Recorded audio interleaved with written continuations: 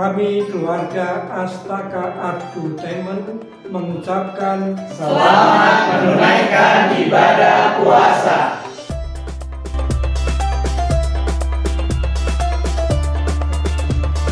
Hi, welcome back to Entertainment Talks. Today with Yosi Anjasmara, gue ingin ngebahas tentang the art of packaging. Ya. Nah, kebetulan Yosi ini teman gue SMA. Lu kuliah di mana, Yos? Disebutin. Sebutin ya? Pokoknya kuliah di salah satu universitas, bukan universitas, Politeknik Negeri di Jakarta. Letaknya tuh Jakarta Selatan. Oh, Jagakarsa ya kalau nggak salah? Iya, jangan lebih tepat dong. Orang tahu di mana. Nah, dengan Yosi ini dulu anak IPA, tapi terus dia ngambil kuliahnya Politeknik menjurus ke di artnya gitu. Ada seni-seninya. Ya. Salah satunya seni packaging, ya kan. Nah, kenapa sih lu ngambil itu gitu? Kenapa lu ngambil teknik packaging? Apa sih yang membuat lu atau men-trigger lu untuk mengambil teknik packaging gitu, Yos? Awalnya ya, jadi kan kita dulu hektik banget kan ya, masalah mau masuk kampus negeri, berlomba-lomba supaya masuk kampus negeri. Kata gue ngapain masuk kampus negeri, tapi gue juga pengen soalnya kan murah ya. Makanya jadi itu yang pertama tuh kenapa gue masuk itu karena emang gue bener-bener pengen masuk negeri kan. Jadi ya udah gue masuk negeri gimana caranya, apapun jurusannya, dan kepilihlah gue di teknik kemasan. Dan teknik kemasan itu bukan semata-mata bicara tentang teknik aja ya. Dia itu juga ada seninya juga karena kemasan juga membutuhkan seni untuk menaikkan citra produk yang dijual. Gitu. Oh, nah kalau nggak salah, lu emang itu lu tertarik atau lu terpaksa karena keadaan atau karena emang apa, Yos? Jadi sebenarnya lebih ke cemplung ya. Kecemplung ya. Terpaksa karena keadaan akhirnya nyemplung ke situ. Jadi akhirnya ya udahlah kalau nyemplung kan daripada tenggelam, kalau diem aja kan tenggelam ya. Lebih baik gue berenang terus gue dalamin ilmunya gitu. Jadinya karena lebih ke ini sih keadaan dan gue nyemplung akhirnya ke situ. Gitu. Yang menarik dari packaging itu tadi apa sih, Yos? Apa yang memicu kita? Oh, ini penting nih, sebuah packaging itu penting gitu. Ya. Jadi tuh banyak orang ya kalau misalkan ya gue sebut prodi lu apa atau jurusan lu apa gitu kan. Orang kalau gue sebut teknik kemasan tuh orang mikir, oh packing ya? Emang ada ya gitu? Iya, oh emang ada ya? Oh nanti kerjanya packing ya? Astagfirullahaladzim, gue direndahin banget. Padahal tuh nggak sebatas packing gitu loh. Maksudnya packaging tuh luas karena sebenarnya kalau lu lebih dalam lagi belajar, packaging itu salah satu upaya untuk meningkatkan citra dari produk itu ya. Karena kalau nggak ada packaging, produk tuh nggak bakal laku. Percaya nggak? Percaya. Apalagi kalau packagingnya jelek, pasti orang mikir, ih ini packagingnya jelek banget. Lu juga nggak bakal minat kan buat beli. Nah makanya dari situ tuh sebenarnya packaging itu salah satu ilmu yang emang menurut gue bagus sih, soalnya di samping lu belajar visual tentang packagingnya sendiri, lu juga belajar teknik dari packagingnya itu tersendiri gitu. Nah, packaging itu kan punya pengaruh nih terhadap suatu produk. Misalkan kayak kalau kita beli kayak misalkan macam-macam minuman, pasti kan packagingnya beda-beda. Nah, packaging itu punya nggak sih hak cipta sendiri gitu? Kalau hak cipta sih lebih ke ini ya, lebih ke kayak surat izin edar dari makanan itu sendiri. Kan kalau packaging itu kaitannya ke produk kan, produk itu entah makanan, entah minuman, entah kosmetik, ya kan. Nah, kalau hak cipta itu, kalau menurut gue lebih ke izin dari si produknya itu. Terus hak ciptanya itu lebih ke penggunaan font. Penggunaan font itu nggak boleh. Pengaruh ya ukuran font ya? Bukan ukuran sama model fontnya kan maksudnya? Iya, model fontnya. Jadi lu jangan sembarangan menggunakan font, karena ketika lu sembarangan dan orang yang ngelihat fontnya dia dipakai, dia bakal nuntut lu karena lu menggunakan font yang apa ya, lu nggak beli font itu tapi lu gunain gitu aja dan produk lu ternyata udah besar udah gitu. besar ya. Itu kejadiannya di salah satu apa namanya, ini sebagai contoh aja ya, mungkin kalian yang anak desain grafis ataupun yang berkecimpung di dunia visual, pasti kalian pernah tahu masalah tentang font ataupun gambar ataupun image yang apa dipakai begitu aja gitu, apa namanya, kalau sebutannya tuh biasa disebut not for commercial. Jadi elemen yang dipakai itu nggak untuk komersil, jadi dia main pakai gitu aja. Ketika produknya udah gede, nanti itu kena hak cipta. Nah makanya pentingnya hak cipta di packaging tuh itu mulai dari font penggunaannya harus, maksudnya lu nggak boleh asal nyomot gitu fontnya, boleh asal pakai. Kalau lu mau pakai itu font, lu harus beli gitu. Kayak gitu sih kurang lebih hak ciptanya. Terus kalau misalkan lebih ke apa lagi ya, lebih ke hak cipta, lebih ke desain sih kalau menurut gue. Desain. Kalau hak cipta lebih ke desain, mulai dari font yang tadi gue sebut, penggunaan foto, penggunaan elemen gambar itu. Pernah. Yang kasus itu ya? Ya, itu salah satu contohnya. Terus font, ada lagi yang font, kalau tahu susu yang baru muncul, itu lagi namanya apa gitu. Ya. Terus pokoknya ada salah satu produk juga, itu masalah kena font juga. Itu gue di Twitter, itu lumayan viral juga tuh. Nah itu juga salah satu hak cipta itu. Kalau lu asal sembarangan pakai elemen, pakai foto, apa segala macam, itu lu bisa kena hak cipta gitu sih. Nah tadi kan dalam packaging tuh ada seni visualnya atau desain grafisnya gitu kan kira-kira. Nah seberapa pengaruh untuk sebuah pengemasan adanya seni visual itu, Yos? Jelas pengaruh besar ya. Dengan adanya packaging itu kan hal yang utama menjadi citra produk. Ketika produk itu dikemas, otomatis yang orang yang ngelihat pertama itu adalah packagingnya dulu. Gak mungkin dia ngeliat produknya dulu kan, dibelek packagingnya, dibuka, dia mau lihat produk, nggak mungkin, pasti dia lihat dulu packagingnya.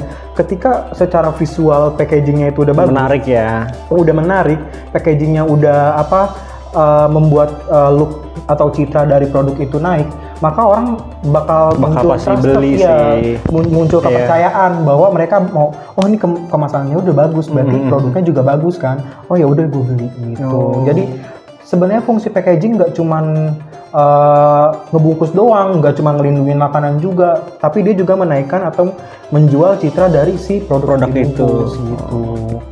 Nah dari lu kuliah teknik kemasan, terus ada seni visualnya. Nah sekarang apakah lu kerja di bidang yang linear atau malah nggak linear?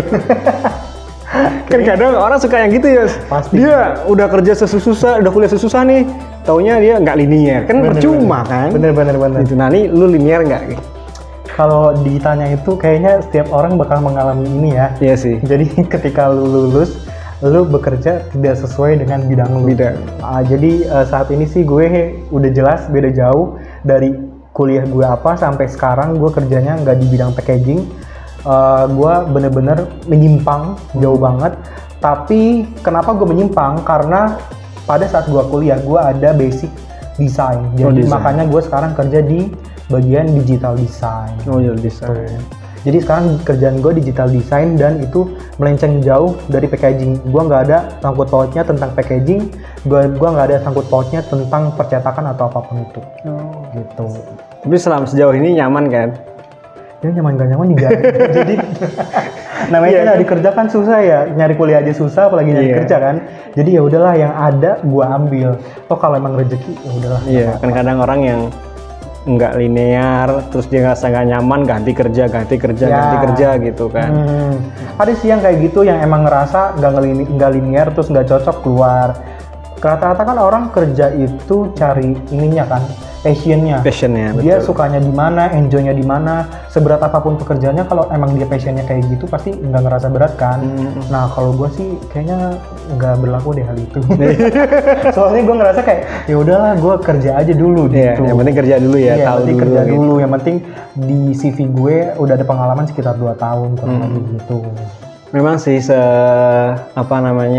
yang brand, kemasan itu memang hal utama yang harus dimiliki oleh sebuah perusahaan kan. Ya, apalagi pentingnya kita meyakinkan orang membeli produk kita, meyakinkan.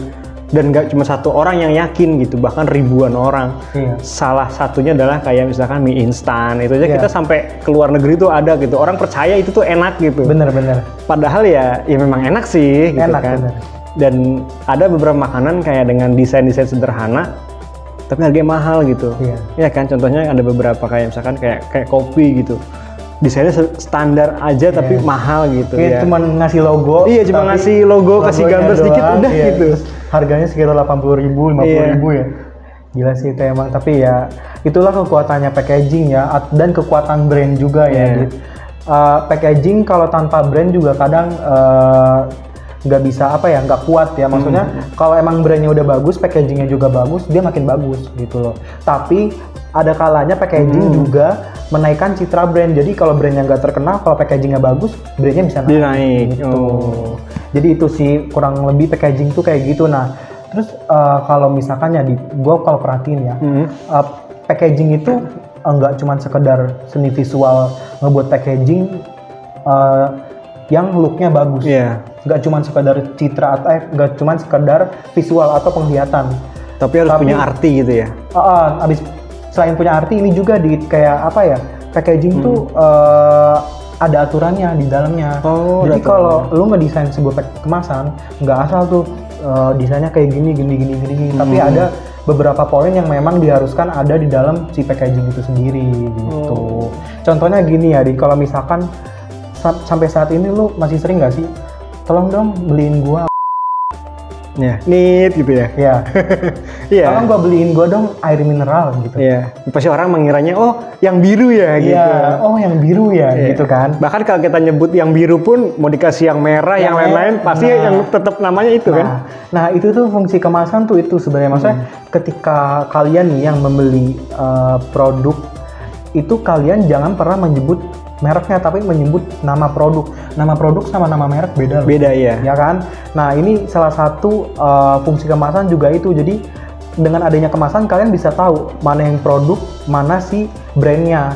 Kalau nama brand biasanya brand A misalkan.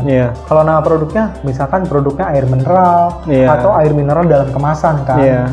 Atau enggak misalkan snack ya. Nama snacknya snack A. Terus nama produknya biasanya keripik pisang. Itu yang suka orang.